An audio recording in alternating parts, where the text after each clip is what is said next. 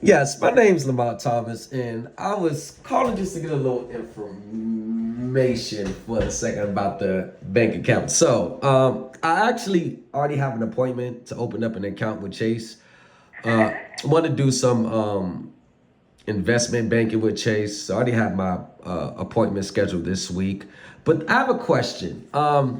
So I'm pretty very sound in financial banking and things like that. So I was watching this TikTok thing going on about the Chase glitch. And from my understanding is people were writing fraudulent checks, then depositing them into their account or either withdrawing them or transferring them and not knowing that that's bank fraud, number one. And number two, if you don't have the money to cover the account, you're going to owe that money back anyway. But they were calling it a glitch, like on TikTok. So was the word glitch substituted for the word fraud? Yes. That's all it was, right? Yes, it was. And then everyone is going to have to pay that money back. And you're dealing with Chase, one of the biggest banks in the world. So I'm pretty sure you're going to be prosecuting. Correct. Yes. Uh, Thank you, man. And I want to thank Chase. I want to thank y'all for getting on this issue fast. Hardworking people like myself shouldn't have to fall victim to people who don't want to work hard for their money. And I just want to thank y'all for your expedient handling of this matter. You're welcome, sir. Thank you. All right. Thank you.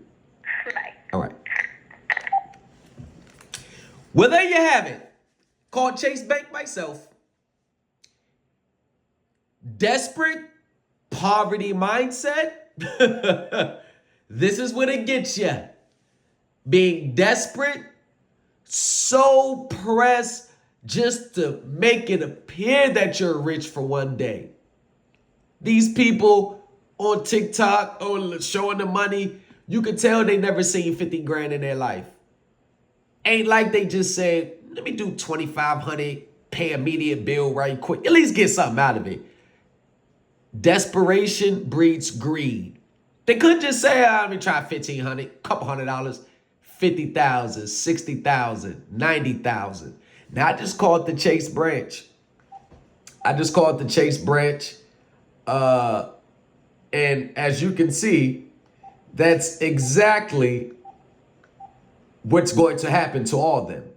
So everybody on here who's TikTok, who did that Chase glitch, this is your demise. Your account's in the red. You got to pay it back, and they're prosecuting every single one of you. So don't go on TikTok crying like, what am I gonna? Y'all the one that messed up. Y'all shouldn't have allowed me to cash the check. No, you cannot write a fraudulent check on an account where there's no money to pay it. They was never going to allow you to get away with it. They don't care that you closed the account down and sent the money elsewhere. It's still wire fraud. That's a federal crime. And the feds do not care about you saying I was a victim of a social media glitch. They don't care. They don't care if you've never been in trouble. Your ass going to prison. Now, who was mainly affected by this? Because people with money, we ain't give a shit about that. We know that shit ain't legit. People that get money, they ain't worried about that. Who would it affect, y'all? People with a poverty mindset, people who are broke, people who are desperate, and people who are victims. So they had to tell themselves it was a glitch to justify morally that what they're doing is not wrong. And, oh yeah, people motivated by greed. Because majority of the people, which were young, the only reason why they really did that, because they didn't benefit from it. They didn't withdraw the money and make an investment. They didn't provide seed money to a company. I can see if they did it for that. They didn't do that. They went and brought a whole bunch of materialistic shit and